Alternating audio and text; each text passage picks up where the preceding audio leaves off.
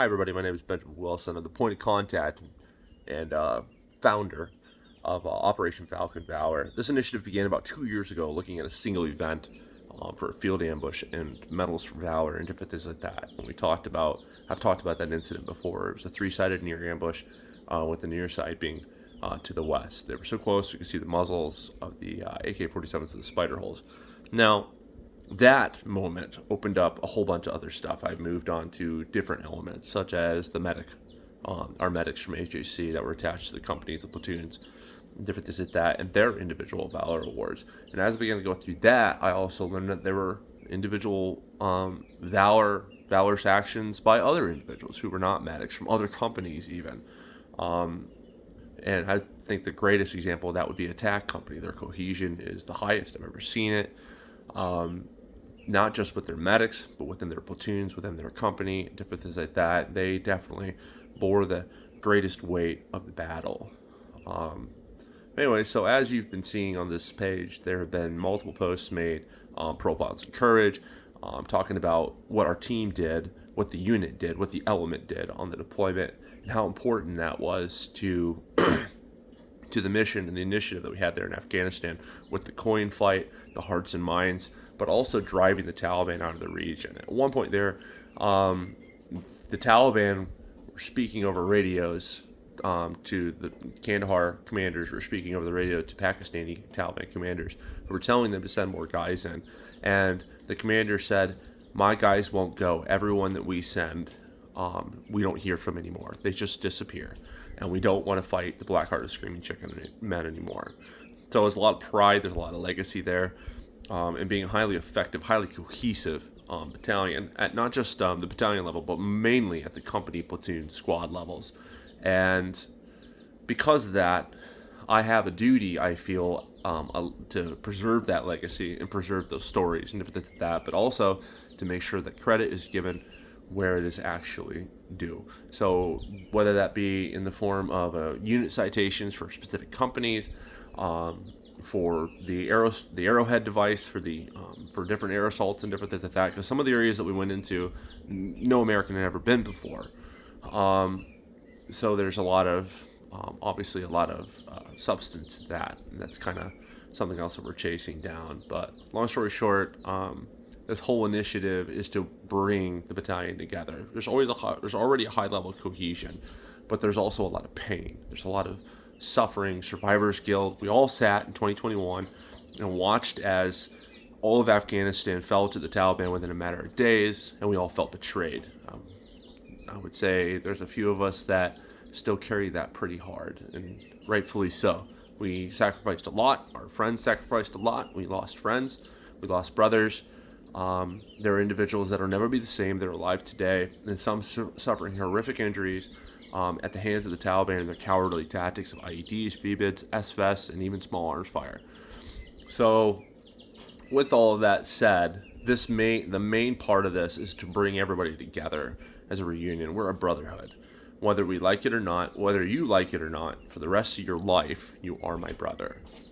And I hold the guys from 2502 to be closer to me than blood family. They are my brothers.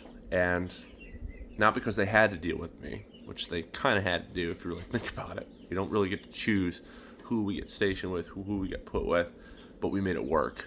And the cohesion there and that brotherhood that we had at that time should carry over. But with that said, we also want to help deal with post-traumatic stress, make sure that that's a huge part of the initiative as well. It's very important to talk about these things, and there's no shame in it, and there should be no shame in it. To tell your stories, there should be no shame in it. Granted, there's a lot of shame, a lot of survivor's guilt, and that's completely understandable. It's a completely normal human response to have to something like this. So during these times, if you do see your friends and different things like that in these posts, just check up on them, check up on your brothers, especially for 2502 guys and anybody actually who served. Check up on your brothers, make sure everybody's okay. But at the end of the day, this whole initiative is to protect that legacy and to recognize individuals for valor and hold them to that on that higher pedestal that they deserve to be on. Whether they feel they deserve to or not, they definitely do. And for that reason, we've gone to the lengths that we have with this initiative and everything like that, making sure that we leave no stone unturned in seeking out individual recognition, and kind of, I guess you could say, also solidifying what we all know to be true, especially with unit citations and individual awards and different things like that. We also found in our initiative that there were 166 individuals that were reported wounded within Strike Force or 2502 infantry, yet only 85 Purple Hearts were given out. So that's 81 short. We're rooting out who those individuals are that were wounded. We're going to try to process those retroactive Purple Hearts, so please reach out to me, find me on my personal page, different things like that. There's also an email attached to this page. Send us an email. Send us all the information you have. Give us the details. We can start working these things. So please do not be afraid to reach out. But more importantly, don't be afraid to reach out to the apparatus that we have here now at Operation Falcon Valor. You got myself as a point of contact. I'm the guy calling everybody, trying to drum up support and different things like that. But then I think one of the most critical ones is Saul Bursino and his efforts to make sure that this page remains accurate and that we do leave no stone unturned, that we do tell the truth, but also more importantly, tell the world about what we did there, especially with the fall of Afghanistan back in 2021. We all sat back and watched that all happen, and many of us felt betrayed. I'd say probably a lot like myself, but it's the actions that were committed by members of Strike Force immediately in the wake of that. As we began to find out that some of our interpreters were still trapped there, individuals and officers and NCOs and soldiers from Strike Force started working for free, working with the State Department, working with other organizations like Save Our Allies, Operation Pineapple Express, to try to evacuate our personnel. And John Sayer Payne is probably one of the greatest proponents of that. And because of his personal actions over those 4 months, he assisted directly in 50 families, to include the last Delta Company interpreter that was not accounted for, Ahmed Ramesh and his family. So because of his actions, there's a young boy that's also alive or here today that was conceived after the fact. And his wife and his daughter are all here in the U.S., and we can count that as a big win. So whether or not we feel that all that effort, all that sacrifice was worth anything, there is a family that is here in the U.S. that is from one of our interpreter families, that is living proof that we did do something. And that's the takeaway we should all definitely have from that.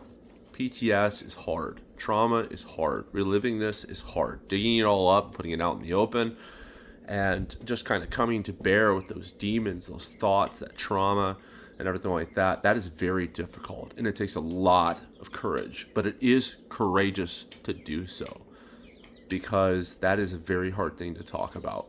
It is taxing on the body to go through it. I'm going through it right now myself with this process, but also on a personal level, where I realized in myself, if I want people to go and talk to people, or go and speak to somebody that can help them and get treatment and get help and potentially pursue those benefits that they should be, they are entitled to with the VA, which is what it's there for in the first place, then I myself need to go do that and be okay with it, which I'm completely okay with it. If it helps my brothers, I'll do whatever is necessary to help them.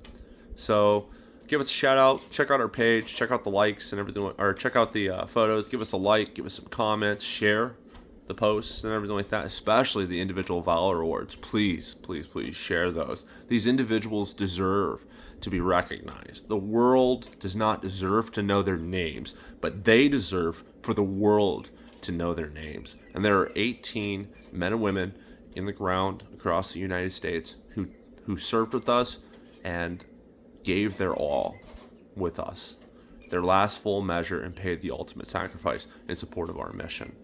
So like I said, give us a shout out, check it out. Reach out to me personally if you have any questions, anything like that. Anything that you have, please get with me. So with that, I appreciate your time. Strike Force.